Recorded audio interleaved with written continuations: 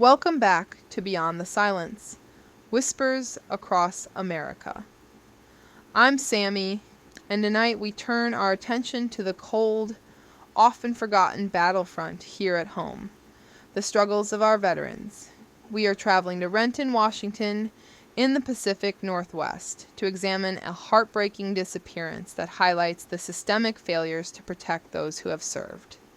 This is the story of Clinton Nelson, a man who survived the wars abroad only to vanish without a trace in his own backyard.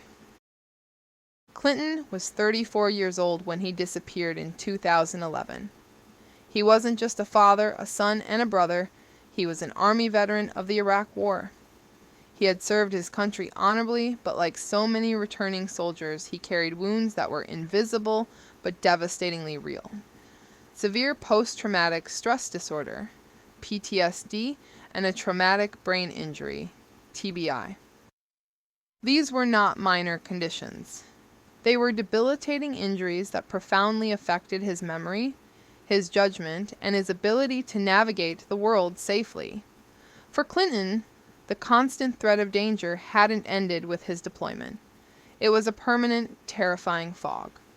The TBI in particular left him susceptible to disorientation, impulse control issues, and rapid mood shifts, complicating every interaction and every unexpected stimuli he encountered, turning the familiar streets of Renton into a perceived hostile environment.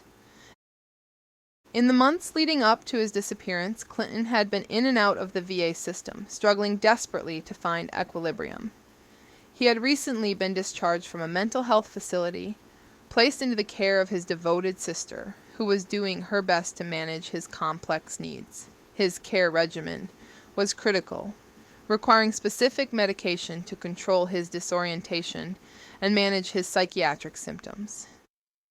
The family understood that stability was maintained by a fragile chain of medication and routine, and any disruption could be catastrophic. The slightest trigger, a loud noise, a specific smell, or a flashback, could shatter his grasp on reality and send him into a state of panic. His life was fragile, requiring structure and constant supervision, making the events of that weekend in June 2011 so terrifying for his family. Clinton was staying with his sister on Benson Road South in Renton. The last time anyone saw him was the night of June 18th. Sometime in the early morning hours of June 19th, Father's Day, he simply walked out. The details of his departure are alarming. He was not properly dressed for the cool, damp Pacific Northwest weather, wearing only minimal clothing like a t-shirt and jeans. This suggests a state of immediate, high-stress flight rather than a considered decision to leave. Crucially, he left behind every single item vital to his survival and identity. His wallet, his cell phone, his military identification, and most tellingly, his entire supply of essential medications remained untouched on the counter. For a man suffering from TBI and acute PTSD, leaving his medication meant a rapid, almost guaranteed descent into confusion, paranoia, and severe disorientation. The deliberate abandonment of these life-sustaining items signifies a complete break from his stable self. Driven by a panic so profound, it superseded his survival instinct. It was not a planned departure. It was a sudden, impulsive break triggered by a mental health crisis or perhaps a desperate need to flee an unseen threat in his fractured mind, believing he was back in a combat zone. The family immediately contacted the Renton Police Department, their fear compounded by the knowledge of Clinton's extreme vulnerability. But the police response was frustratingly slow, hampered by a pervasive bias. Because Clinton was an adult male with a documented history of severe mental health issues, the initial reaction from law enforcement was to treat the case as a voluntary disappearance, or worse, a presumed suicide, rather than a time-sensitive, missing person case where the victim's life was in immediate jeopardy. This immediate categorization as a low-priority welfare check, rather than a critical missing person case requiring immediate multi-agency involvement and an alert, proved devastating. The hours that followed, the most vital period for tracking a disoriented person, were lost to bureaucratic sluggishness and a failure to comprehend the urgency dictated by his medical condition. Every passing hour increased his disorientation and reduced the likelihood of a successful track. When the family, desperately organizing their own search parties, tried to explain the complexities of TBI and PTSD, how he might freeze, hide, or be unable to communicate effectively if approached, they felt their concerns were dismissed.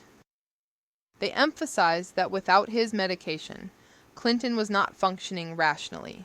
He wouldn't ask for help, he would run from it, mistaking a helpful stranger, or even a police officer, for an enemy. The search efforts finally launched by the police were mostly localized, centered near his residence and immediate transit points.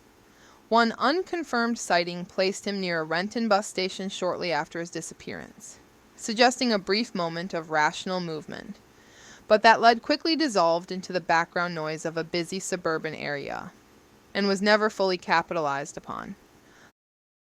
The lack of surveillance footage was a significant setback.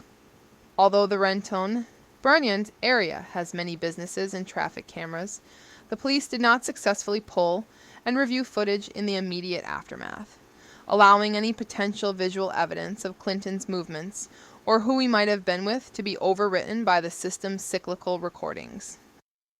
The failure to secure these digital clues early on meant the investigation was forced to rely almost entirely on vague, conflicting civilian accounts, turning a potentially solvable case into an immediate cold trail.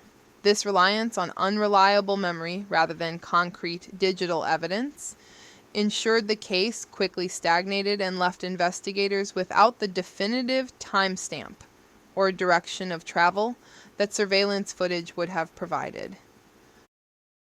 For the Nelson family, the trauma is compounded by the mystery of what became of a trained combat veteran who ironically was most in danger on American soil. Did he succumb to the elements in a state of disorientation, perhaps wandering into one of the many wooded areas near Renton, incapable of finding shelter? Did his disoriented state make him vulnerable to criminals, given his military background and the fact he carried no wallet or phone? Foul play cannot be ruled out. Someone may have encountered a confused, desperate-looking man walking alone in the dark and decided to exploit that vulnerability, viewing him as an easy victim for robbery or even violence, unaware of his history or mental fragility. He was essentially rendered an anonymous, high-risk target by his own illness.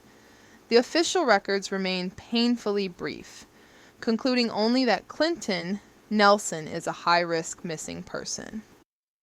The case is a stark reminder that the wounds of war don't always heal, and sometimes the deepest tragedies occur when the infrastructure meant to support veterans fails at the most crucial moment, allowing them to slip through the cracks and vanish into the anonymity of suburban life.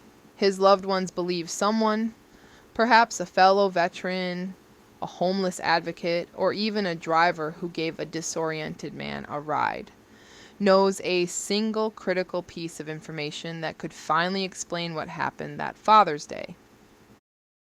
That's where we'll leave it for now. No neat answers, only the questions that refuse to stay quiet. I'm Sammy, and I'll keep telling these stories because someone out there knows something. And for people like Clinton Nelson, silence should never be the end. If a detail stood out to you, don't let it go. Share it, question it, talk about it. Stay with us. This story isn't over, and neither is our search. For more chilling mysteries and untold stories, follow and listen to Beyond the Silence. Whispers across America on all major podcast platforms.